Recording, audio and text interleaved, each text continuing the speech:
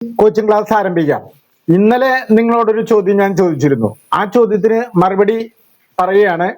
വളരെ എല്ലാവരും കൃത്യമായിട്ട് പഠിക്കണം. PK രാമനുണ്ണിക്ക് വയലാർ അവാർഡിനർഹമായ കൃതി ഏതാണ്? ഒന്നുകൂടെ ചോദ്യം ആവർത്തിക്കാം. PK രാമനുണ്ണിക്ക് വയലാർ അവാർഡിന് അർഹമായ കൃതി ഏത്? ഉത്തരം ജീവിതത്തിന്റെ പുസ്തകം. ഉത്തരം ജീവിതത്തിന്റെ പുസ്തകം. കൃത്യമായിട്ട് നിങ്ങൾ പഠിച്ചിരിക്കേണ്ട കാര്യമാണ്. പഠിക്കുമെന്ന് പ്രതീക്ഷിക്കുന്നു. ഇനി നമുക്ക് ഇന്നത്തെ പുതിയ ചോദ്യത്തിലേക്ക് കിടക്കാം. പഞ്ചായത്ത് രാജ് ഇന്ത്യയിൽ നിലവിൽ വന്ന വർഷം. പഞ്ചായത്ത് രാജ് ഇന്ത്യയിൽ നിലവിൽ വന്ന വർഷം 1993 ഏപ്രിൽ 24-നാണ് പഞ്ചായത്ത് രാജ് നിലവിൽ വന്നത്.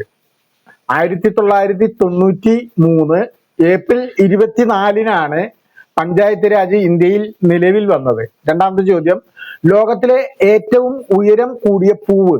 ലോകത്തിലെ ഏറ്റവും ഉയരം കൂടിയ പൂവ്. ടൈറ്റൻ ആരം, അല്ലെങ്കിൽ മറ്റൊരു പേരും കൂടി ഉണ്ട്. ടൈറ്റൻ ആരം അല്ലെങ്കിൽ കോർപ്സ് ഫ്ലവർ എന്നും വിളിക്കാറുണ്ട്. Corps flower. ടൈറ്റൻ ആരം ആണ് ലോകത്തിലെ ഏറ്റവും ഉയരം കൂടിയ പൂവ്. ഇനി മൂന്നാമത്തെ ചോദ്യം, പശ്ചിമഘട്ടം ആണ് സഹ്യാദ്രി എന്നറിയപ്പെടുന്ന പർവ്വതനിര.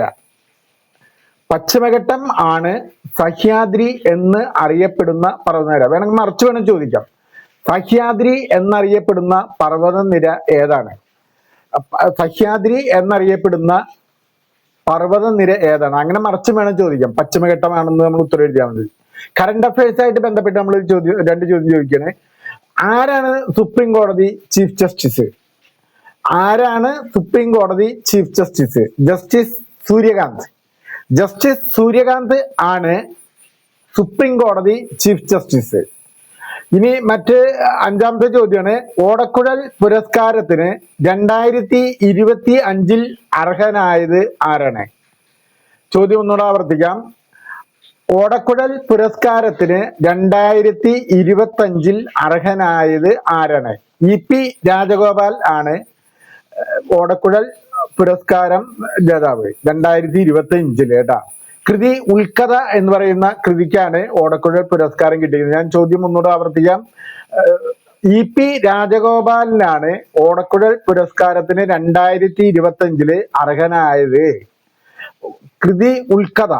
കൃതി ഉൽക്കഥ എന്ന് പറയുന്ന ഇതിനാണ്.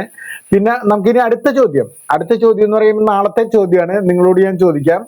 ആ ചോദ്യത്തിന് നിങ്ങൾ കമന്റ് ബോക്സിൽ ആൻസർ പറയും എന്നുള്ള പ്രതീക്ഷയാണ് എനിക്കുള്ളത്. ഇന്ത്യയിലെ ആദ്യത്തെ വനിതാ ഗവർണർ ആരാണ്? ഇന്ത്യയിലെ ആദ്യത്തെ വനിതാ ഗവർണർ ആരാണ്? Okay, thank you. ശിവദാസൻ നന്ദിയായിട്ട്, വൺ സ്ട്രഗിൾ മീഡിയ.